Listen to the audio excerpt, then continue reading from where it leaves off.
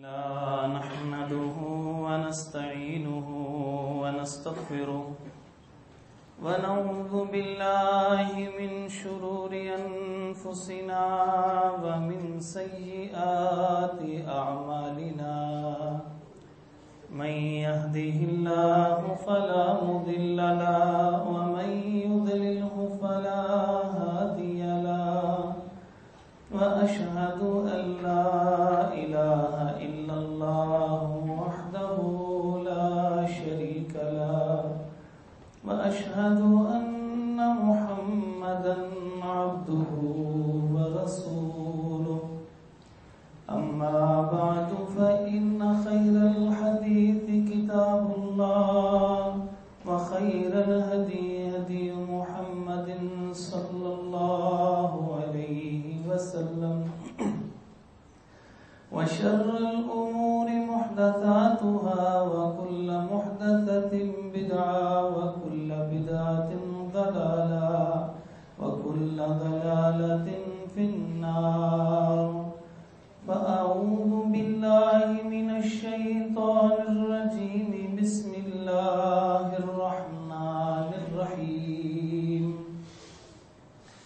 يا أيها الذين آمنوا اتقوا الله حق تقاته ولا تموتن إلا وأنتم مسلمون يا أيها الناس اتقوا ربكم الذي خلقكم من نفس واحدة وخلق منها زوجها وبث منهما رجالا كثيرا ونساء واتقوا الله الذي تساءلون به والأرحام إن الله كان عليكم رقيبا يا أيها الذين آمنوا اتقوا الله وقولوا قولا سديدا يصلح لكم أعمالكم ويغفر لكم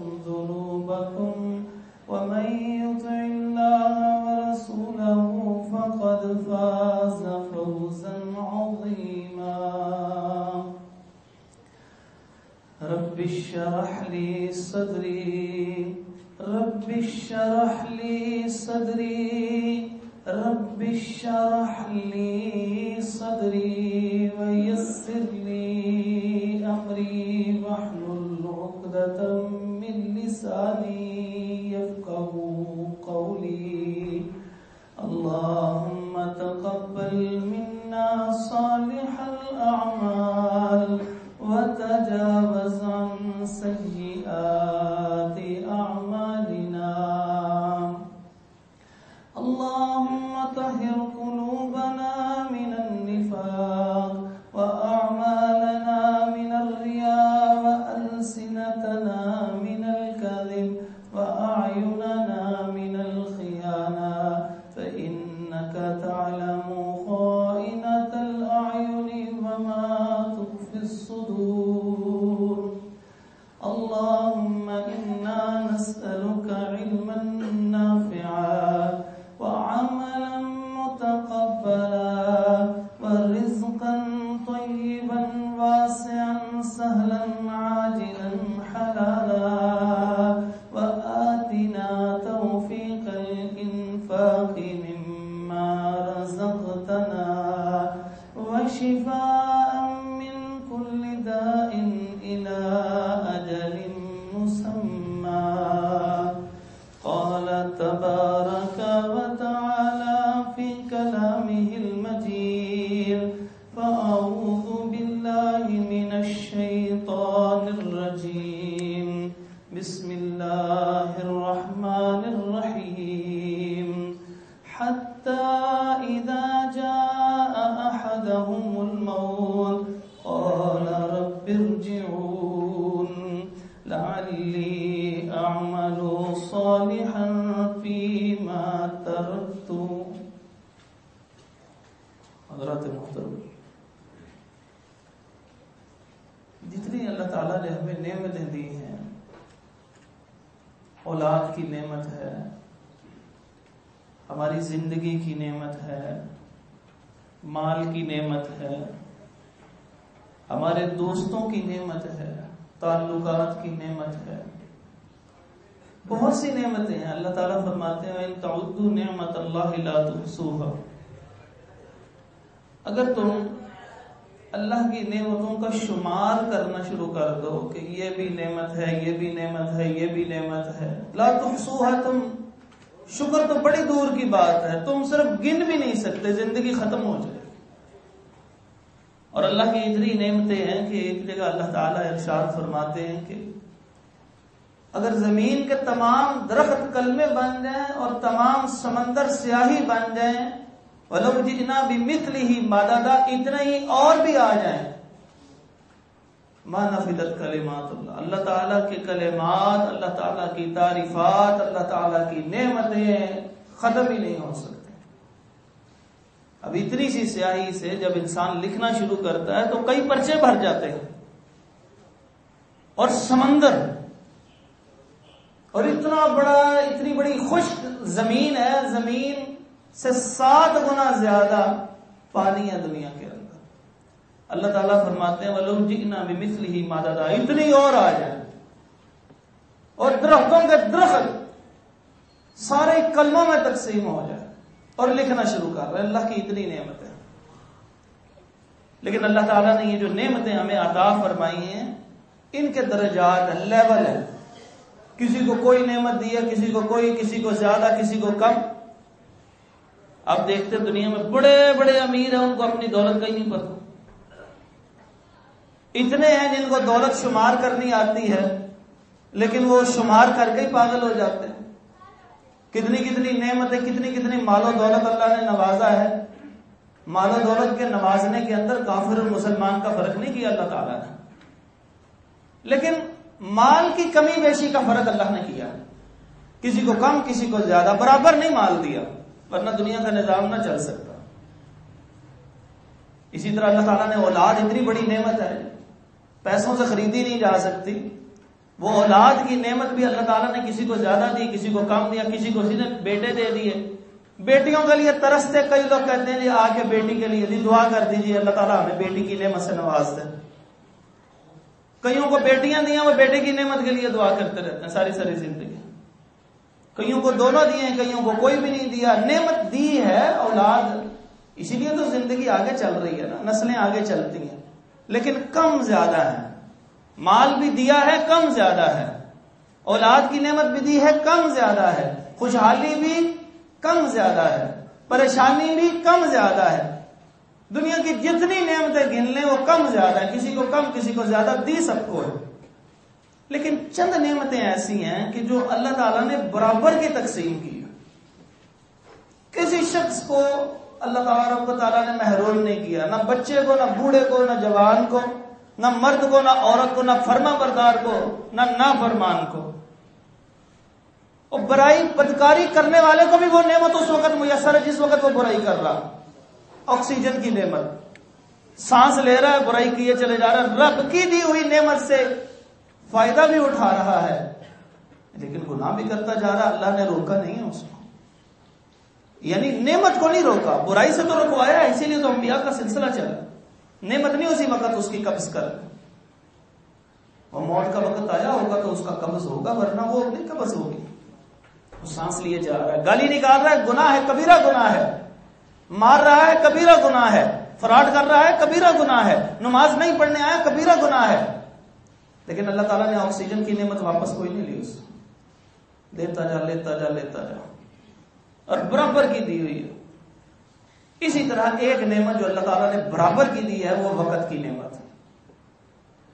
جس کی زندگی میں ایک دن گزرا، 24 گھنٹے کا وقت گزرا، برابر سب کو 24 گھنٹے ملیں گے ایک دن کے اندر، چھوٹے بچے کو بھی ملیں گے، بوڑھے کو بھی ملیں گے، جوان کو بھی ملیں گے، عورت کو بھی ملیں گے، مرد کو بھی ملیں گے، نافرمان کو بھی ملیں گے، فرما بردار کو بھی ملیں گے۔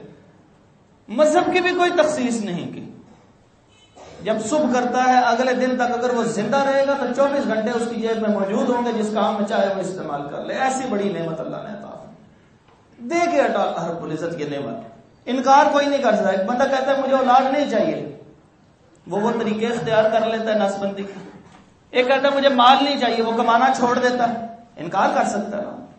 لیکن یہ وہ نعمت ہے جس کو لینے سے انکار بھی کوئی نہیں کر سکتا. اب نعمت بھی دیتی ہے. جب نعمت مل گئی تو کتنے وقت، کتنے گھنٹے، کتنے دن، کتنے سال اس کی زندگی میں گزرے، کتنے منٹ گزرے، کتنے سیکنڈ گزرے، کتنے نینو سیکنڈ گزرے، کتنے لمحات گزرے. اللہ تعالیٰ فرماتے ہیں یہ نہ سمجھو، لا تحسبن اللہ غافلا، اللہ تعالیٰ کو غافل نہ سمجھو کہ اللہ کو پتہ نہیں ہے کتنی چیزیں دی تھی تمہیں. لقد احصاها وعدها عدا، دنیا کے اوپر جتنی چیزیں اللہ نے سب کو شمار کیا ہوا ہے. اتنے بڑے بڑے ریگستان ہیں، ان کے اندر جو ریت کے ذرے اللہ نے شمار کیے ہوئے، اتنے ذرے تھے، میں نے اتنے دیے تھے، یہ واپس رہیں گے. جتنے سمندر ہیں، آج تک پانی جو ہے وہ زمین سے آسمان کی طرف کو جاتا ہے، بادل بنتے ہیں، زمین پہ برستا ہے، سب کے قطروں کو اللہ نے شمار کیا ہوا، سب انسانوں کو شمار کیا. چونٹیاں لاتعداد ہیں، اللہ تعالیٰ نے شمار کی ہوئی ہیں. کتنے جن ہیں، کتنے فرشتے ہیں کہ ایک فرشتہ بیت المعمور کے اوپر طواف کر لیتا ہے، اس کی باری کبھی دوبارہ نہیں آئیں گی. کتنے اللہ کو پتا ہے. لقد احصاها وعدها عدا. ایسے ہی حضرت انسان تیری سانسیں بھی اللہ نے شمار کی ہوئی ہیں. کتنے سیکنڈ تجھے دیے تھے دنیا گزارنے کے لیے، اس کو پتا. اور جس وقت وہ آ جائے گا وقت، اس لمحے تاخیر نہیں ہوگی، بس وقت آ گیا. کہتے سارا دن گزرتا گیا گزرتا گیا گزرتا جاتا ہے. پھر جس وقت انسان کا دن گزر جاتا ہے، اگلا دن چڑھتا ہے، وہ گزر جاتا ہے.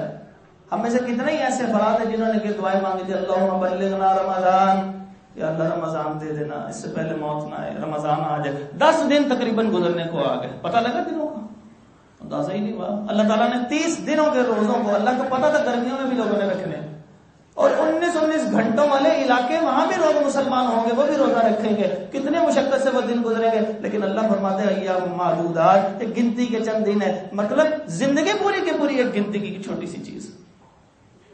اسی لیے اللہ تعالیٰ فرماتے ہیں تم اس زندگی کو بڑا طویل سمجھتے ہو، تمہیں وقت کی بڑی نعمت ملی ہوئی ہے. وَلْتَنْظُرْ نَفْسٌ مَا قَدَّمَتْ لِغَدٍ، تم کل دیکھ لو گے. یعنی پوری زندگی انسان کی جتنی طویل زندگی بھی ہے وہ ایک دن ہے، اگلا آنے والا دن ہے.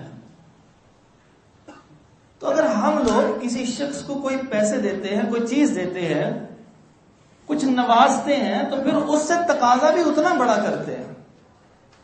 آپ ایک بچے کو ڈیلی ویجز کے اوپر رکھتے ہیں، روزانہ دیتے ہیں، اور اس کو 200 روپیہ، 100 روپیہ، 500 روپیہ دے دیتے ہیں، وہ چلا جاتا ہے لے کے. اگلے دن وہ چھٹی کرتے ہیں، آپ تھوڑا سا ڈانٹ سکتے ہیں، زیادہ نہیں ڈانٹتے کیونکہ آپ دیتے کیا اس کو. وہ بھی آگے سے کہہ دے گا، کہتے دیتے کیا مجھے، 100 روپیہ دیتے سارا دن کی محنت کے بعد، لہذا اس کو 100 کے حساب سے ڈانٹ پڑے گی، اس سے زیادہ کی ڈانٹ نہیں پڑے گی. ایک سیل مین ہے، آپ اس کو 70,000 روپیہ مہینہ دیتے ہیں، اگر وہ چھٹی کرتا ہے اور آپ کے اس دن گاہک خراب ہوتے ہیں، قسمت میں تھے یہ نہیں ملنے تھے، لیکن ڈانٹ کی جو لیول ہے وہ بڑھ جائے گا. کیوں؟ کیونکہ آپ نے اس کو نوازا زیادہ ہے، طلب زیادہ تھی.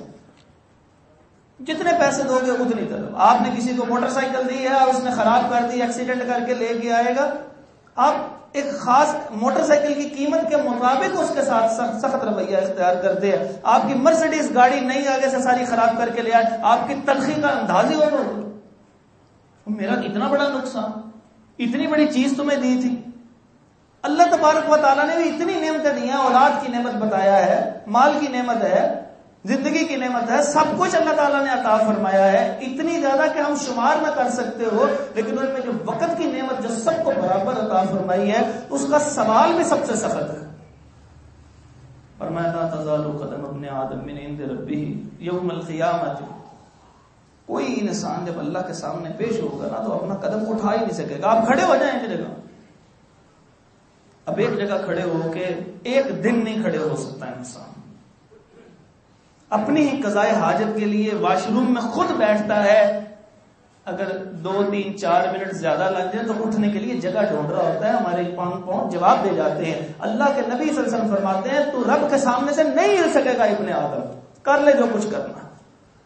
نہ غریب نہ امیر نہ فرما بردار بھی نہیں ہل سکے گا. نافرمان نے تو کیا ہلنا ہے، فرما بردار بھی نہیں ہل سکے گا، کیونکہ آدم کی اولاد میں ہی آتے ہیں فرما بردار بھی اور نافرمان بھی. فرمایا اب جواب کیا دینا پڑے گا. ان عمر ہی، عمر دی تھی تجھے، وقت ملا تھا، جی اللہ ملا تھا. کدھر گزارا؟ فیما افنا، فنا کر کے آ گیا، اپنی زندگی کا بیڑا غرق کر کے لے آیا، وقت سارے کا سارا برباد کر دیا. کدھر گزرا تھا؟ خاموش، چپ. اگلا سوال اس کا آئے گا، ابھی جواب نہیں آیا، اگلا سوال بھی تیار ہے. ان شبابہ فیما بلا، آپ کی جوانی کے بارے میں، میری جوانی کے بارے میں پوچھا جائے گا. یہ جوانی کا جو عرصہ تھا عمر کا ایک حصہ تھا، عمر کا ایک حصہ تھا یہ جوانی. اس کے بارے میں الگ سے نیا سوال.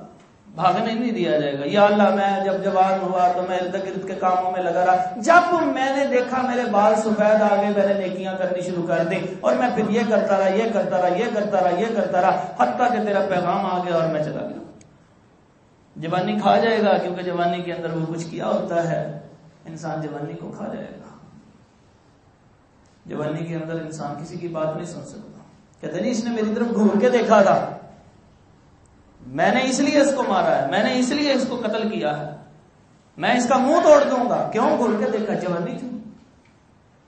بیٹا باپ کو کہہ رہا، ابا جی آپ سے فیصلے ہوتے نہیں ہیں، چھوڑے میں نے کر دیا فیصلہ، ٹھیک ہو گیا. جوانی ہے، فیصلے کی طاقت بھی دی، جسمانی قوت بھی دی، ہر چیز ہی عطا فرمائی ہے، عقل اور سمجھ بھی دی ہے. جو بوڑھا آدمی ایک معاملے کو جلدی حل نہیں کر سکتا، اللہ تعالیٰ نے جوان کو اتنی صلاحیت دی ہوتی ہے، اگر وہ سلیم الفطرت ہو، اگر وہ اللہ و فضول کاموں میں، بری سوسائٹی میں نہ پڑا ہو، بڑوں سے جس نے سیکھا ہو، وہ جتنا بہترین وہ فیصلہ کر سکتا ہے اتنا بڑا بھی نہیں کر سکتا. اللہ تعالیٰ نے یہ ڈیسائسو پار بھی اس کو دیا، ہر چیز اس کو دیا. جوانی ان شبابی، حضرت انسان کدھر جاتا ہے؟ جنت دور سے نظر آتی ہے، جنت نہیں ملے گی. ابھی جہنم ہے، جہنم کے اوپر ایک پل ہے، پل صراط سے تجھے گزرنا ہے، پھر اس کے بعد جنت ہے. تجھے ایسے ہی مل جائے گی؟ تو نے سمجھ لیا کہ بس ویسے ہی مل جائے گی؟ نہیں، جواب دے کے ہل یہاں سے. ساری جوانی تجھے دی تھی، اتنا وقت دیا تھا، اتنے منٹ دیے تھے، اتنے سیکنڈ تھے، کس سیکنڈ میں کیا کام کرتا رہا، جواب دیا جائے. اسی لیے نبی پاک صلی اللہ علیہ وسلم فرمایا نعمتان مغبون فیہما کثیر من الناس الصحت والفراغ. دو نعمتیں انسان کی ایسے ہیں کہ جب اللہ تعالیٰ ان کو عطا فرمائے رکھتا ہے، انسان کو پتہ ہی نہیں ہوتا یہ بہت بڑی نعمت ہے، جس وقت وہ کھس جاتی ہے، چلی جاتی ہے، چھن جاتی ہے، فرمایا اس وقت اسے احساس ہوتا ہے وہ یہ بہت بڑی نعمت تھی. فرمایا صحت والفراغ، صحت کی نعمت اس وقت تباہ ہو جاتی ہے، ختم ہو جاتی ہے، بیمار ہو جاتا ہے انسان. پھر پتہ کیا کہتا ہے؟ اوئے ہوئے میں جوانی میں یہ کچھ کرتا رہا تھا، مجھے بڑی اللہ نے صحت دی تھی، میں یہ کام بھی کر سکتا تھا، یہ بھی کر سکتا تھا، یہ بھی کر سکتا تھا. وہ جوانی گزر گئی، وہ صحت گزر گئی، کیوں نہیں کیا یہ کام؟ تجھے دیا تھا نا وقت، کافر کو بھی دیا تھا، حضرت انسان تجھے بھی دیا تھا، کر کے کیا لے کے آیا؟ الفراغ. فراغت دو قسم کی ہوتی ہے، ایک ہوتی ہے جو اللہ تعالیٰ کا عذاب ہوتا ہے، وہ فراغت ہوتی ہے. یعنی کوئی کام ہی نہیں ہے، ایسا کوئی کام نہیں کہ جس میں کوئی محنت بھی نہیں کی، لوگوں سے پیسے لے لے کے کھا رہا. بھائی کیا کرتے ہو؟ کہتے کچھ بھی نہیں، بس میرا بھائی جو ہے وہ باہر ہوتا. بھائی بھائی باہر ہوتا ہے، اس کی ساری کمائی کھا رہے ہو. یہ فراغت، یہ اللہ تعالیٰ کا عذاب ہے. جو نعمت ہے فراغت، وہ کون سی ہے؟ وہ فراغت وہ نعمت ہے کہ انسان صبح اٹھتا ہے، حلال رزق کمانے کے لیے جاتا ہے، اللہ تبارک و تعالیٰ اس کو جلدی رزق عطا فرما دیتا ہے، پھر سارا دن وہ سکون سے بیٹھا رہتا ہے، سارا دن روپیہ 2 روپے 100 ہزار روپے کر کے اکٹھا نہیں کرتا. اللہ صبح کے وقت میں یا شام کے یا دوپہر کے وقت میں ایک ہی دفعہ ایسا گاہک دے دیتا ہے اس کو کہ وہ 2 گھنٹے محنت کے بعد صبح بھی فارغ، شام کو بھی فارغ، وہ 2 گھنٹے مصروفیت کے. اس کو کہتے ہیں فراغت کی نعمت. کئی لوگ دیکھیں اپنا رزق اتنا ہی اکٹھا کر رہے ہیں، محنت انہوں نے بھی کرنی ہے، آتے وہ بھی ہیں، صبح سے لے کے تھوڑے پیسے اکٹھے کر دیں، شام تک بھی انہوں نے بھی اتنا ہی کمایا ہے، اس نے بھی اتنا کمایا ہے. یہ اس کو اللہ نے فراغت کی نعمت دی تھی، یہ فراغت کی نعمت دی تھی. بھئی اب تجھے کما لیا ہے، اب یہ کہاں استعمال کیا؟ نبی پاک صلی اللہ علیہ وسلم نے ارشاد فرمایا اغتنم خمسا قبل خمس، 5 چیزوں سے پہلے 5 چیزوں کو تم نے غنیمت جاننا ہے. ان کے اندر نبی پاک صلی اللہ علیہ وسلم نے فرمایا کہ یہ فراغت جو ہے مصروفیت سے پہلے. انسان مصروف ہو گیا، اتنا مصروف ہو گیا، انسان کو اپنی ہوش نہیں رہے، تو انسان کا وقت آہستہ آہستہ گزر رہا ہے. یا آپ نے یہاں پہ بیٹھے ہوئے کتنے سانس لیے ہوں گے، یہ اللہ کے علم میں تھے، اتنے سانس انہوں نے یہاں لے لیا اور گزر گئے سانس. اور یہ آپ کے قیامت کے دن کام آنے والے سانس ہوں گے، کیونکہ آپ نبی مکرم صلی اللہ علیہ وسلم کے حکم کے عین مطابق بات سن رہے ہیں، اللہ اس کے رسول کی، اپنی اصلاح کرنے کی کوشش کر رہے ہیں. جب اس وقت ہمارا وقت ختم ہو جائے گا، ہم اللہ کے سامنے ایسے نظریں جھکائے کھڑے ہوں گے، فرشتہ یہاں سے لے کے آئے گا رجسٹر، وہ پڑھنا شروع کرے گا، وہ یہ دن آئے گا، وہ کہے گا 10واں رمضان آیا گیا تھا، یا اللہ یہ کاروبار چھوڑ کے صرف تیری اور تیرے نبی کی بات سننے کے لیے آیا تھا، سویا نہیں ہے بیچ میں، توجہ سے سن رہا ہے۔ اب بتائیں اس وقت انسان کے چہرے پہ کتنی مسکراہٹ ہوگی، اللہ تعالیٰ شکر ہے میں آ گیا تھا، اگر میں دکان پہ لگا رہتا تو یہ بھی میرا گناہ کبیرہ لکھا چلا جانا تھا۔ وقت کا سوال ہوا کہ نہیں ہوا؟ اس وقت میں ہی کامیابی ہے، آپ نے کام کر لیا آپ کامیاب، اگر نہیں کام کیا تو ناکام۔ دنیا کا سب سے بڑا جو اللہ کا نافرمان ہے وہ کون ہے؟ وہ شیطان ہے۔ شیطان سے بڑا نافرمان تو کوئی بھی نہیں گزرا۔ اس کے بارے میں تو اللہ تبارک و تعالیٰ نے فرما دیا ہے کہ اب وہ جہنم کی وادیوں کے اندر ہی رہے گا، باہر نہیں نکلے گا۔ کتنی اس نے عبادت کی تھی کسی زمانے میں، لیکن جس وقت آزمائش آئی ناکام ہوا۔ میں نے اس طرف اشارہ نہیں کرنا، صرف ایک بات بتانی ہے۔ اللہ تعالیٰ نے پوچھا کیوں تو نے یہ سجدہ نہیں کیا؟ کہنے لگا میں اس سے اچھا تھا، تکبر کیا، لاجکس دینے لگا، کہنے لگا جی میری تو کیا بات تھی، یہ تو کچھ بھی نہیں ہے، مجھے آگ سے پیدا کیا، اس کو مٹی سے پیدا کیا۔ اللہ رب العزت فرمایا فاہبط منہا، نکل جا یہاں سے۔ فما یکون لک ان تتکبر فیہا، تو نے تکبر کیوں کیا؟ اس نے اگلی بات جو کی تھی وہ ہے اصل بات جو ہمارے موضوع سے متعلق ہے۔ اس نے کہا انذرنی الی یوم یبعثون، اللہ وقت دے دے کوئی تھوڑا سا وقت ہے نا آج ہمارے پاس، قبرستان بھرے پڑے ہیں نا، ان کے پاس تو کوئی وقت نہیں ہے۔ اذا جاء اجلهم لا یستأخرون ساعۃ ولا یستقدمون، بھرے ہوئے قبرستان بھرے ہوئے ہیں۔ وہ کتنی ہم سے زیادہ خوبصورت سونے لوگ تھے، وہ چلے گئے ہیں، واقعی نیچے ہیں زمین کے، آج ہم اوپر چل رہے ہیں وہ نیچے ہیں۔ ان سے جا کے پوچھو، اس کے اوپر تختی لگی ہوگی تو پتہ لگے گا یہ حضرت کون تھے، ورنہ نہیں پتا ہوگا۔ جس وقت باپ فوت ہوتا ہے، بیٹا فوت ہوتا ہے، دادا فوت ہوتا ہے، اماں جاتی ہے دنیا سے رخصت ہوتی ہے، انسان کا دل نہیں لگتا، اور وہ قبر کے پاس جاتا ہے، بار بار جاتا ہے، روتا ہے۔ چند دن گزرتے ہیں اس کو کچھ صبر آتا ہے، کچھ دن اور گزرتے ہیں کچھ اور صبر آتا ہے، زندگی کے کاموں میں مشغول ہو جاتا ہے۔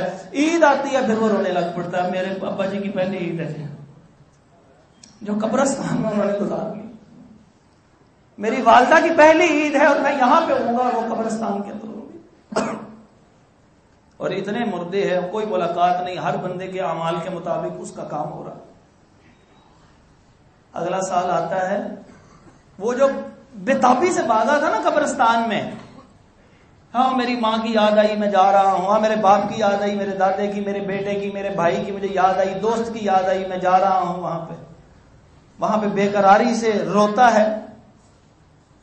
تو اگلا سال آتا ہے، وہ بے قراری کم ہو جاتی ہے، 10 سال گزر جاتے ہیں، چھوٹا بچہ باپ سے پوچھ رہا تھا ابا جی دادا ابو کی قبر پہ نہیں جانا، یہ پریشان ہے، اگر اس کو پیٹ درد ہے، اس کو جگر کا عارضہ لاحق ہو چکا ہے، ڈاکٹر نے اس کو جواب دے دیا، یہ آگے سے اپنے اسی باپ جس نے اس کو جنم دیا تھا دنیا میں، وہ کیا کہتا ہے میں خود مر رہا ہوں، تمہیں انکل قبر کی پڑی ہوئی ہے، اب تو میرے چلنے کا وقت آ گیا، بھول گیا۔ اور اگر کہیں چلا بھی جائے تو اگر پوتا پوچھتا ہے، بیٹا پوچھتا ہے دادا جی کی قبر کہاں ہے، کہتے بھائی ادھر ہی کہیں ہوگی، پتہ ہی نہیں، گم گیا۔ اور اگر اس کو یاد بھی ہو تو اس کے باپ کی قبر اس کو یاد نہیں ہے، بے نام و نشان دنیا سے جا رہے ہیں، تھوڑے تھوڑے نشانات رہ جاتے ہیں، کچھ صدی، ایک صدی پورا انسان کا نشان باقی نہیں رہتا، ختم ہو جاتے ہیں، نئے لوگ آتے ہیں، نئی ترجیحات ہوتی ہیں، ان کی اپنی سوچ ہوتی ہے، ان کی اپنی مصروفیت ہوتی ہے۔ ایک ہی آنگن میں کھیلنے والی بیٹیاں جب جدا ہوتی ہیں تو معلوم ہوتا ہے ان کی قسمتیں بھی جدا تھیں، وہ ایسی جدا ہوتی ہیں ایک دوسرے سے سالوں نہیں ملتی، تو مرنے والے سے کون ملے گا؟ یہ قبرستان بھرے پڑے ہیں، انہوں نے اپنا وقت پورا کر لیا۔ کہتے ہیں کیا ہوا جناب؟ کہتے ہیں جی کینسر تھا، کیا ہوا؟ ہیپاٹائٹس تھا، کیا ہوا؟ کورونا ہو گیا تھا، کیا ہوا جی؟ فلاں بیماری ہو گئی تھی۔ وہ 10 کو بندوں کو بتا دیتا ہے، جب اس کی کوئی فوتگی ہوتی ہے نا گھر میں آ کے پوچھتے ہیں بھائی کیا ہوا، وہ اس کو 10 بندوں کو بتاتا ہے جی یہ معاملہ یہ معاملہ یہ معاملہ یہ معاملہ، آخر کار وہ بھی تھک جاتا ہے، تنگ پڑ جاتا ہے۔ 11واں بندہ آ کے پوچھتا ہے جی کیا ہوا تھا حاجی صاحب کو، وہ کہتے ہیں جی بس ہی وقت آ گیا تھا، وقت آ گیا تھا، وقت گزر گیا، یہ گزر ہے نا، یہ جو وقت، یہ وقت آنے والا۔ اس کی مثال دی جاتی ہے موجودہ دور کے ساتھ. کہتے ہیں اچانک آپ کو موبائل کے اوپر بیل آتی ہے, آپ کو نہیں پتا لگتا, ایسے ہی فرشتے نے آ کے کہنا اخرج الی ربک, چل وقت آ گیا تیرا. پوری دنیا میں کئی لوگ اس وقت خطبہ ہو رہا ہوگا, کئی جگہوں کے اوپر کئی بیان کرنے والے ہوں گے.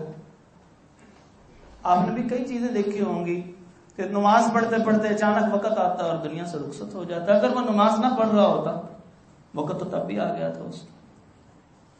سعودی عرب سے ایک قرآن مجید ملتا ہے, ہمارے قریب گجرانوالہ کے ایک علاقہ کیلیاں والا, وہاں کے ایک بڑے عالم دین گزرے عبد الرحمن کیلانی رحمۃ اللہ تعالی علیہ, ان کی خطاطی سے خط سے لکھا ہوا یہ قرآن مجید وہاں سے ملتا ہے. اتنی محبت تھی انہیں دین اسلام سے کہ اپنے ہاتھ سے قرآن مجید لکھا. اتنا ان کو پسند آیا شاہ فہد کو, انہوں نے ان کو وہاں بلایا, 15 پارے مسجد نبوی صلی اللہ علیہ وسلم میں اور 15 بیت اللہ میں بیٹھ کے لکھے. اللہ اکبر. محبت کا عالم دیکھیں نا, جس انسان کے دل کی تڑپ ہوتی تھی, اور اللہ کو پتا تھا یہ اس کو میں نے سانس کس دن اس کے ختم کرنے, اللہ کو تو پتا تھا.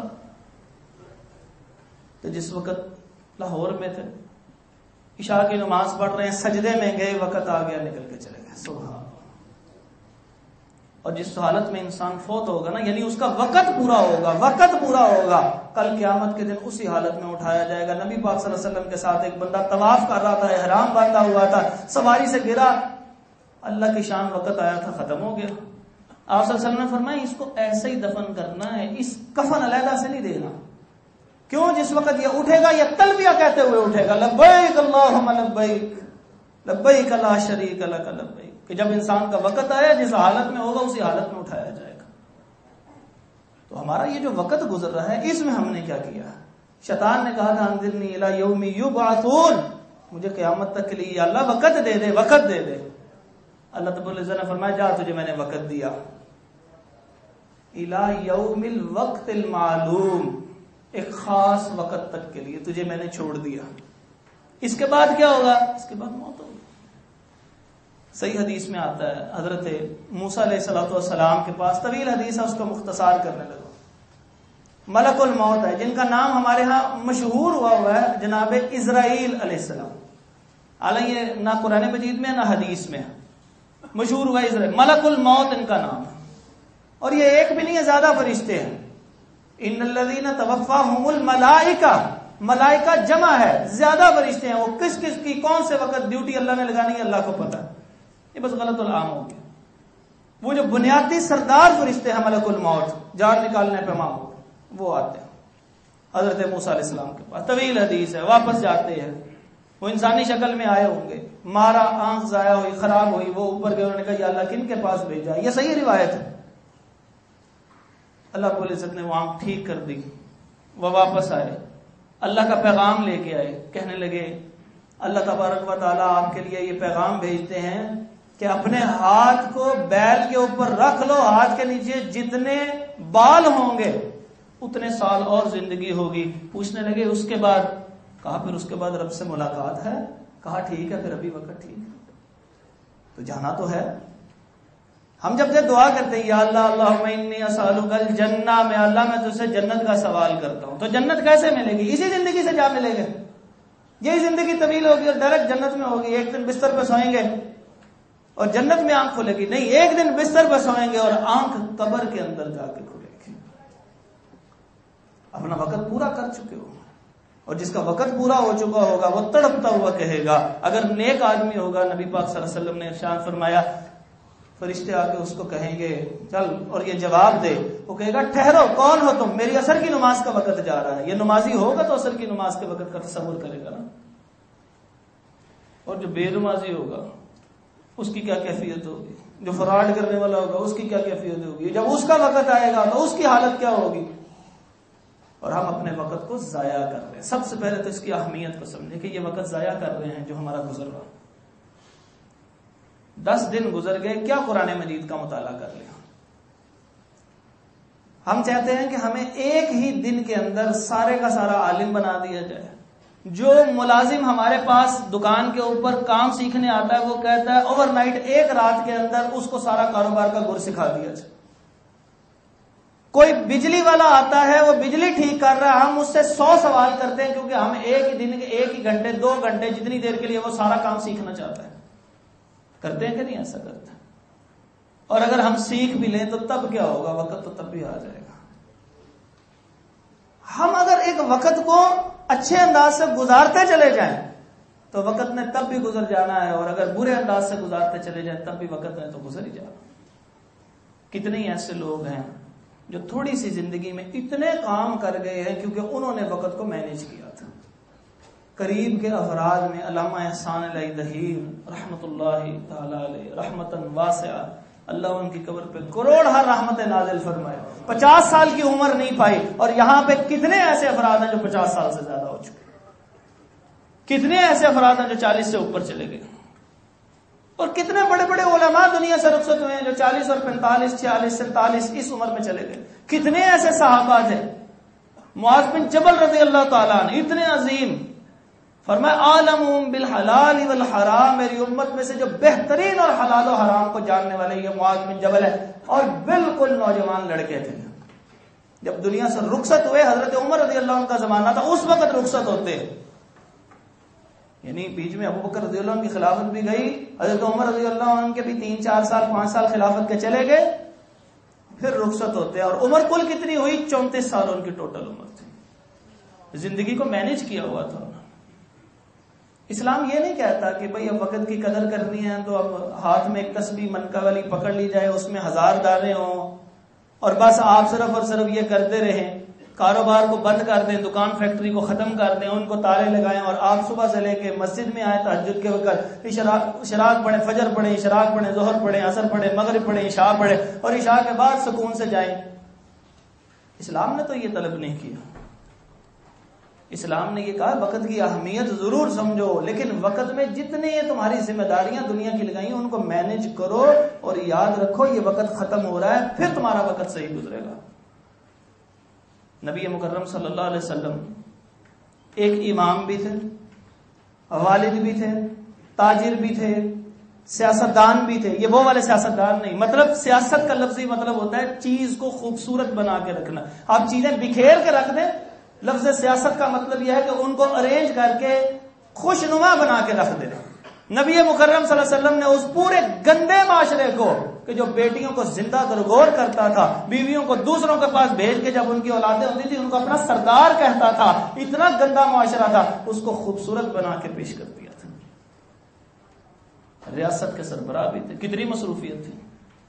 اب ایک ریاست کا سربراہ بھی ہو، چیف آف آرمی اسٹاف بھی وہ خود ہی ہو، اور سارا مخبری کا نظام بھی انہوں نے خود ہی دیکھنا ہو، اور تمام کام بھی خود ہی کرنے ہوں، لوگوں کے مسائل بھی خود ہی سننے ہوں. لیکن جب اعتکاف کی باری آئے تو 10 دن اعتکاف بھی بیٹھ جائیں. راتوں کو قیام کی باری آئے تو اتنا لمبا قیام کریں کہ 5 6 سپارے ایک ایک رکعت کے اندر پڑھ دیں. میں نے پچھلی دفعہ ذکر کیا تھا، پیر سوج رہے ہیں. نبی پاک صلی اللہ علیہ وسلم مذاق بھی کیا کرتے تھے، آپ صلی اللہ علیہ وسلم تجارت بھی کیا کرتے تھے، آپ صلی اللہ علیہ وسلم نے جہاد بھی کیا، سفر بھی کیے، نمازیں بھی پڑھی، لوگوں سے میل ملاقاتیں بھی کی، ان کی باتیں بھی سنی. کئی لوگ آ کے آپ صلی اللہ علیہ وسلم کو صرف اپنے خواب سنایا کرتے تھے، ان کی بات بھی سنی. وقت تو اس کے لیے بھی لگتا ہے.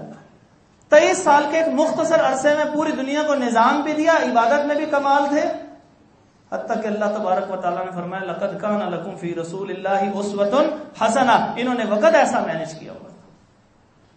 اپنے رات کے اوقات، دن کے اوقات کو مینج کرنا ہے، اور اگر ہم نے مینج کر لیا کامیاب ہو جائیں گے. لیکن ہماری روش ایسی نہیں ہے. یہ کھیل کر یہ جس وقت رمضان کا روزہ رکھ کے ہم سونا فرض عین سمجھتے ہیں کہ ہم نے سونا ہے، تاکہ آدھا دن سوتے رہیں گے، پھر اس کے بعد ہمیں روزہ تھوڑا وقت رہ جائے گا اور عبادت کا کوئی ہوش نہیں رہے گا. اور جو گیمیں کھیلنے لگا ہوا ہے وہ گیمیں کھیلتا چلا جا رہا. کسی نے کوئی گیم کا اپنے اوپر نشہ طاری کیا، کسی نے کوئی گیم کا نشہ طاری کیا، اپنے وقت کو برباد کر رہے ہیں. کسی کو کھانے کی لذت اتنی زیادہ ہے وہ پنڈی جا رہا ہے، وہ پشاور جا رہا ہے کہ یہاں سے جی پلاؤ بہت اچھا ملتا ہے، سارا دن کا سفر کر کے بیوقوفوں کی طرح جا کے واپس آ رہا ہے. کیا کیا؟ زندگی کے 2 دن ضائع کر دیے، ایک جانے میں ایک آنے میں. اور جو ایک دن میں ہو گیا تھا اگلے دن تھکاوٹ سے ضائع کر دیتا ہے. وقت تو ضائع ہو گیا اس کا. وہ جو اتنی ترقی کر رہے ہیں وہ کافر کر رہے ہیں ترقی، ان کی ترقی سے ہم فائدہ اٹھا رہے ہیں، وہ اپنے وقت کو ضائع نہیں کرتے. اوور ٹائم کا تصور انہوں نے ہمیں دیا تھا. کہ ایک خاص وقت کے لیے لوگوں سے ان کی مزدوریاں لیا کرو، اس کے بعد جو اضافی وقت ہو اس کو اوور ٹائم دیا کرو، کیونکہ وقت ان کے نزدیک قیمتی تھا۔ اصل تو اسلام نے قیمت بتائی تھی، اصل تو رسول اللہ صلی اللہ علیہ وسلم نے عمل کر کے دکھایا تھا، ٹائم ایسے مینج کرتے۔ عورتوں کو افطاری پہ لگایا ہے، افطاری کرانا بہت بڑا ثواب کا کام ہے، بہت بڑا ثواب کا کام ہے، روزے دار جتنا ثواب ملتا ہے، لیکن کیا ایسی افطاری کروانی ہے کہ جس سے قرآن مجید کی تلاوت بھی گئی اس عورت کی گھر کے اندر، وہ اذکار کرتی تھی وہ بھی گئے، وہ نوافل بھی جلدی جلدی پڑھ کے جلدی جلدی چولہے کے آگے کھڑی ہو رہی ہے، کیوں؟ کیونکہ حضرت صاحب نے اپنے دوستوں کو دعوت پہ بلایا ہوا ہے، افطاری پہ بلایا، ثواب ہوگا۔ کیا نبی پاک صلی اللہ علیہ وسلم کی افطاریاں ایسی ہوتی تھی؟ سارا دن کچن کے اندر بیٹھی ہوئی، وقت ضائع کر رہے، برباد کر رہے۔ ہمیں وہ بچہ تو برا لگتا ہے کہ جو ہر وقت موبائل پہ لگا رہتا ہے، باپ ضرور کہتا ہے ہر وقت موبائل پہ نہ لگے رہا کرو، وقت برباد کر رہے ہو، ضائع کر رہے ہو، لیکن ہمیں کیا یہ بھی احساس ہوتا ہے کہ ہم نے اپنی عورتوں کو بھی کبھی سہولت دی ہے، کبھی ان کا وقت بھی ضائع کر رہے ہیں؟ نبی پاک صلی اللہ علیہ وسلم کا گھر تو وہ تھا کہ 2 مہینے چولہا نہیں جلتا تھا، کھجور اور پانی کے اوپر 60 دن گزارا کیا نبی پاک صلی اللہ علیہ وسلم۔ یہ ان کے روزے تھے، ہمارے روزوں کی طرح نہیں تھے کہ ادھر سحری کی ادھر افطاری کی، ادھر فجر کی نماز کے اندر ڈکار آ رہے ہیں، ادھر مغرب کی نماز نہیں پڑھی جا رہی۔ عشاء کے وقت اتنا بسیار خوری کی وجہ سے نیند کا غلبہ ہے، شدید غلبہ، کچھ نہیں پتا کہ حافظ صاحب کیا پڑھ رہے ہوں، بہت خوبصورت بھی پڑھ رہے ہوں، کچھ سمجھ نہیں آ رہا۔ جس کو ترجمہ کبھی اس نے پڑھا بھی ہو اس کو بھی پتہ نہیں لگ رہا، اس کو نیند کا غلبہ ہوا ہے۔ جیسے یہ ختم ہوتی ہے تراویح، ساتھ ہی آنکھیں کھل جاتی ہیں، وقت پھر برباد ہونا شروع ہو جاتا ہے۔ کوئی چینل کے اوپر سرفنگ کر رہا ہے، کبھی کوئی چینل لگا رہا ہے، کبھی کوئی لگا رہا ہے، کبھی کوئی لگا رہا ہے، رمضان گزار رہے ہیں، جان چھڑا رہے ہیں، کبھی کوئی پروگرام دیکھ رہے ہیں، کبھی کوئی پروگرام دیکھ رہے ہیں، کبھی کوئی پروگرام دیکھ رہے ہیں، کوئی ٹاک شوز دیکھ رہا ہے، کوئی سیاست پہ تبصرے کر رہا ہے، 2-3 گھنٹے اسی کام پہ لگا دیے۔ پوچھو آج قرآن کتنا پڑھا تھا؟ کوئی بھی نہیں۔ صبح ہم نے آدھا سے 12 قرآن پڑھ لیا تھا، یہ بہت ہے، کافی ہے ہماری بخشش کے لیے، بس ٹھیک ہے۔ ٹاک شوز کے اوپر وقت زیادہ ہے، سیاست پہ اس لیے وقت زیادہ ہے، باقی سارے کاموں کے لیے وقت موجود ہے، لیکن اگر نہیں وقت موجود تو ہماری عبادات کا وقت کھایا ہوگا۔ تو اپنے وقت کو قیمتی جاننے، میں بھی اور آپ بھی، صبح ہوتی ہے شام ہوتی ہے، زندگی یوں ہی تمام ہوتی ہے۔ ہم جب دنیا سے چلے جائیں گے ہمارا بھی اسی طرح اعلان ہوگا، ہمارے پچھلے بھی 10-15 بندوں کو ہماری بیماری، ہمارا سبب موت بتائیں گے، لیکن اس کے بعد کیا کہیں گے؟ بس جی وقت آ گیا ہے۔ اس وقت کے آنے سے پہلے پہلے جتنی نیکیاں کرنی ہیں کر لی جائے۔ اللہ تبارک و تعالیٰ فرماتے ہیں کہ جب بندہ مر جائے گا وہ اس وقت کہے گا رب ارجعون، یا اللہ مجھے واپس لوٹا دے، لعلی، شاید کہ میں وہ اعمال کر سکوں ترکت جن کو میں نے دنیا میں چھوڑ دیا تھا۔ نہ اشراق کا پتہ، نہ ظہر کی سنتوں کا پتہ، نہ اذکار کا پتہ، نہ لوگوں کی عیادت کا پتہ۔ نبی پاک صلی اللہ علیہ وسلم نے ایک دن پوچھا، حضرت تمام صحابہ بیٹھے، پوچھا آج کے دن کسی شخص نے فلاں کام کیا؟ حضرت ابو بکر رضی اللہ عنہ فرمایا جی میں نے کیا۔ پوچھا کسی نے عیادت کی کسی بیمار کی؟ کہا جی میں نے کی۔ کہا کسی نے جنازہ پڑھا ہے؟ فرمایا میں نے پڑھا۔ کیا ہمارے یہ جواب بنتے ہیں کہ ہم بھی یہ کر سکیں؟ کتنا جنازے کا ثواب ہے؟ کیا ہم نے جو فضول گیموں کے اندر، فضول خوش خوراکی کے اندر، فضول دوستوں کے اندر، فضول بحثوں کے اندر، فضول ٹاک شوز کے اندر، سیاسی تبصروں کے اندر، اور جو سارا دن کام کیا ہے، گھر جا کے پھر اسی دکان کو دکان پہ نہیں چھوڑ کے آئے، فیکٹری کو فیکٹری تک نہیں چھوڑ کے آئے، واپس آ کے بھی بچوں کی سننے کی بجائے، عورتوں کی سننے کی بجائے، ان کے ساتھ کوئی دین کی بات سیکھنا سکھانے کی بجائے، خوش طبی کرنے کی بجائے، پھر کاروباری ساری کہانی دوبارہ نئے سرے سے سنا دیتے ہیں۔ بھئی یہ تو گزر چکی تھی، کیوں وقت ضائع کر رہے ہیں؟ کوئی سیلفی لے رہا ہے تو اس کو سیلفی کا جنون ہے، گھنٹہ 2 گھنٹہ دن کے اوقات میں، کبھی 5 منٹ وہ ہے، کبھی 5 منٹ یہ ہے، کبھی کسی طرح تیار ہوتا ہے، کبھی کسی طرح وقت ضائع کر رہا ہے۔ آج کا یہ خطبے کا مقصد یہ تھا کہ ہم ارادہ کریں جس کے اندر وقت ضائع کرنے کی جو خصلت پائی جاتی ہے اس کو دور کریں۔ ہمارے جتنے سانس لیے جا چکے اللہ کی قسم کم ہوئے ہیں، اب ہم نے یہ دیکھنا ہے کہ کن سانسوں کا حساب ہم دینے کے قابل ہیں اور کن سانسوں کا حساب ہم دینے کے قابل نہیں رہے. اللہ تبارک و تعالیٰ اس تمام وقت کو جو زندگی میں اللہ تعالیٰ نے ہمیں عطا فرمایا ہے، وہ جوانی کا ہے، بڑھاپے کا ہے، بچپن کا ہے، کسی حالت کا ہے، اللہ تبارک و تعالیٰ اسے اپنی فرما برداری میں گزارنے کی توفیق عطا فرما دے اور وقت کے ضائع ہونے سے اللہ رب العزت ہمیں بچا لے، کیونکہ بہت بڑی نعمت ہے جس کا سوال بھی بہت بڑا ہوگا. اقول قولی ھذا استغفر اللہ لی ولکم ولجميع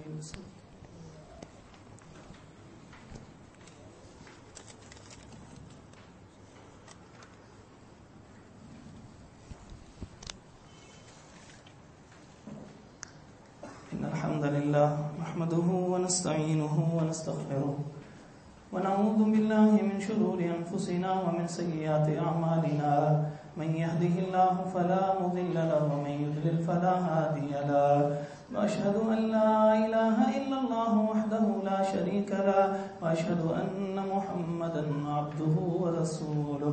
أما بعد فإن خير الحديث كتاب الله كتاب الله وخير الهدي هدي محمد صلى الله عليه وسلم وشر الأمور محدثاتها وكل محدثة بدعة وكل بدعة ضلالة وكل ضلالة في النار. فأعوذ بالله من الشيطان الرجيم. بسم الله الرحمن الرحيم. يا أيها الذين آمنوا اتقوا الله حق تقاته ولا تموتن إلا وأنتم مسلمون.